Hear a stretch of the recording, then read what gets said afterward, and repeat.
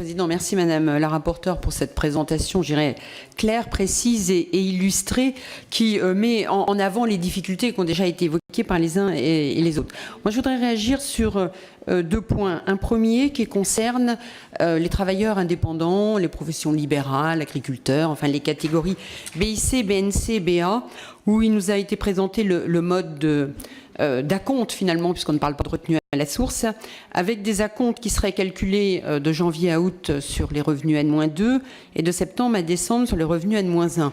Alors évidemment, tout ça nous fait penser à un mécanisme que l'on connaît, qui fait parler beaucoup de lui, qui est exactement le mécanisme de prélèvement des cotisations sociales RSI, avec un dispositif analogue, où au départ c'est l'année N-2 qui est retenue, ensuite l'année N-1 et les régularisations. Et on sait que ce dispositif il crée énormément de problèmes au niveau des professions indépendantes parce qu'il y a des variations de revenus très importantes et que cela crée énormément de difficultés en termes de trésorerie auprès des professions indépendantes.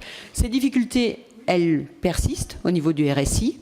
Elles ont été amoindries parce qu'on a revu un petit peu les dispositifs, mais finalement ces difficultés, j'ai l'impression qu'elles vont être accrues par des nouvelles difficultés de trésorerie qui vont arriver aux mêmes périodes, au même moment de régularisation, à partir du mois de septembre. Donc moi je suis très inquiète et je regrette qu'on n'ait pas tiré, je dirais, enseignement des difficultés qu'on a pu connaître en ce qui concerne le RSI, et je voudrais bien qu'on puisse mesurer le cumul de ces impacts pour les professions indépendantes, à la fois RSI, régularisation et toutes les conséquences qui vont naître là en matière d'impôt sur le revenu.